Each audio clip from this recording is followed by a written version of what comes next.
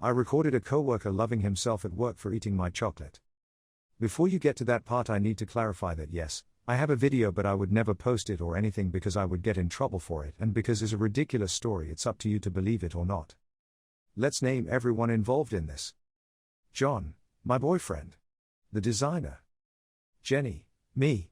I did mostly video. Sarah, another coworker. She was the best photographer there. Mario, to say that he was useless is an understatement.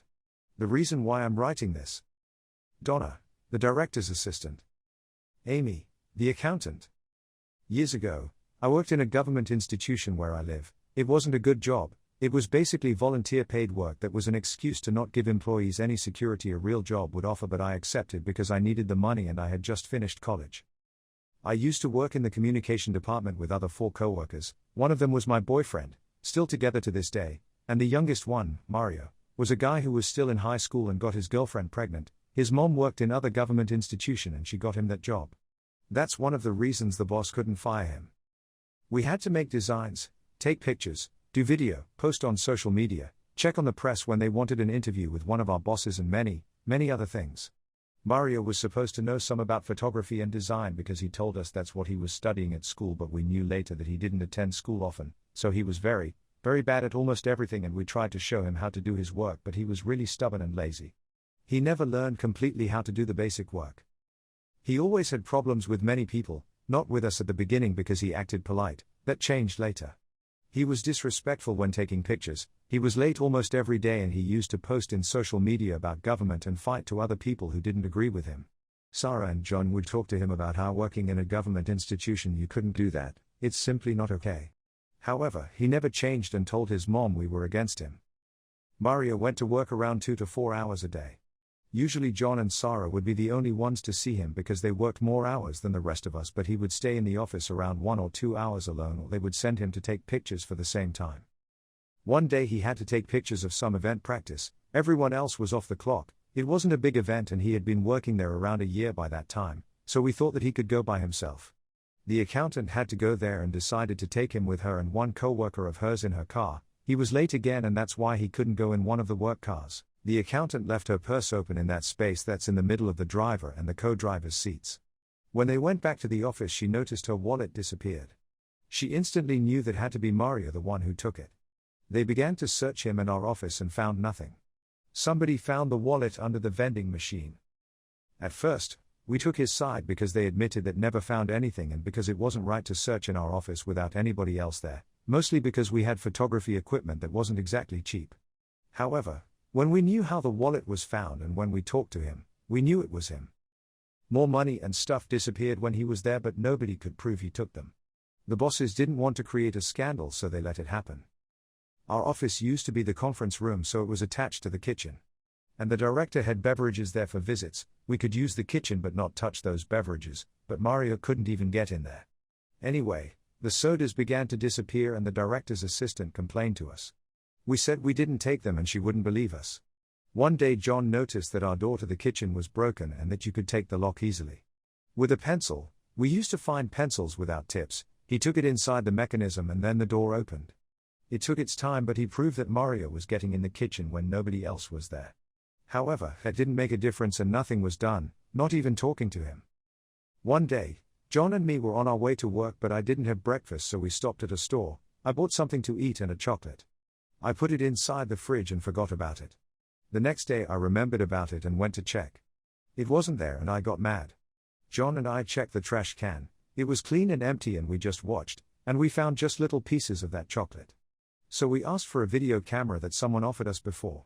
It could record for long hours. I want to clarify at this point that we didn't take the decision of everything you are about to read just because of a chocolate. The chocolate was the last straw. For like a year we had to put up with our bosses scolding us because of him. He never wanted to learn how to do his job and things were always disappearing, including personal things. The first day, Donna left money in one of her drawers and left it slightly open so he could see the money. We put the camera in other building that was in front of ours. We had big windows, floor to ceiling, and you could watch Donna's desk and the hallway. Some lady's office, our door and the director's office. The other building just had empty offices then but had big curtains, that's why Mario couldn't see the camera. We went home that day and left the camera recording. The next day there was the money, maybe because we left one billet equivalent to $5 and he knew we would know he took it. I checked the camera and watched him getting in the lady's office. I don't know what she did there, and he took some cookies from her office, but he looked suspicious. Again, with this we couldn't do much, so that night John found an old cell phone that could record for 2 hours. The next day, Donna left the $5 again, but now she left $1 bills in the same drawer slightly open. We placed the camera in the other building and John disguised his old cell phone with a binder and some sticky tape. That day he got a loan for a little less than 2 hours and left. John and me had a car, so we were in mall close there, just killing time, and then we went back. For the cell phone. OMG. John watched a little bit of the video before the battery died. He said that he saw something weird but wasn't sure because the screen was very damaged and we were in the car I was driving. When we got in John's house, we could watch everything he had done inside our office. Not the other camera because the building was closed and we didn't have access to it until the next day. First, we saw him getting in the office, watching some YouTube. Everything normal. Then he went out, and when he came back we saw him putting something in his pocket, but it wasn't clear what. Then we saw how easily he took a pencil, opened the kitchen's door, and took something like a yogurt, then he closed the door. We could hear that he was watching something like a channel that's very famous in our country. But then, we heard noises, yeah, that kind of noises. We were supposed to have blocked that kind of videos and websites. I mean, those were government offices and the IT team had checked recently everything. But some way he was watching porn on the computer I used to work. And if you are thinking if he did what you are thinking, the answer is yes. Thanks God the cell phone didn't record his hands, but you could see his shoulder moving and him licking his finger. I know, very disgusting. Well, he ended and didn't even wash his hands. I was so shocked and disgusted when I saw that I wanted to cry. The next day, the first thing I did was to call the IT department to clean the computer. We didn't say why because of obvious reasons. John took the camera and we could watch him when he went out of the office and checked carefully if somebody was around. Then he went to Donna's desk and took $1. He went inside the woman's office and took something, but we couldn't see what. Then he went into our office. We called Donna to our office and she was shocked. Then Sarah watched the video as soon as she got there. Then the director arrived and we asked him and Amy to go to our office. We showed them the video. The director was very young and trusted us a lot, so he didn't hold his laughter when the self-love pat began. Amy was a young and delicate woman, so she just turned around and covered her eyes while letting a small scream out. We finally get the proof needed to fire him. When he got to work they didn't let him in. I don't know how the conversations went, but I know some of the words exchanged. Amy, you stole again and we told you, and last time we told you it was your last chance. Mario, raising his voice, I didn't do anything. You're always blaming me. Amy, we have proof. Mario, you don't have anything. All of you hate me. Amy, don't make me show you. Mario, well, show me. Amy called our office. John, could you bring the videos? John, the first one, the video camera one, or the second, the cell phone one? Amy, the second one. When he heard that he was defeated and very nervous. John took his time downloading the video into his computer because it was in mine and went to the office. Amy was talking to Mario. John told me he was about to show him the video and then he asked Mario. John, Mario, do you really want to watch this video? Mario, he couldn't even watch John in the eyes. No, I don't want. Amy, play at least the first video for him. John, I don't have that one, let me go for it. I admit that I just wanted to see Mario's face, so I went to that office to give them an USB, but he didn't really watch me. Amy, to John and me, okay, thank you, that's gonna be all.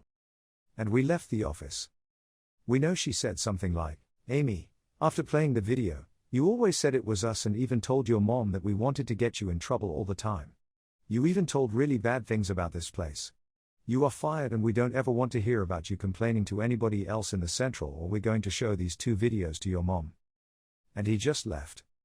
Then we heard that he actually told lies to her mom, like, Mario, they hated me and told lies to make them fire me. But no one ever told his mom, not that I know. Well, this story made me realize that someone could be recording me anywhere I go. I mean, even I did it to someone. Hey. I love you. Thanks for watching.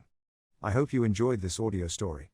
It would mean a lot to me if you could like and subscribe, or better yet, leave a comment about one of the stories. Thanks, and I hope you have a wonderfully fantastic day. XOXO.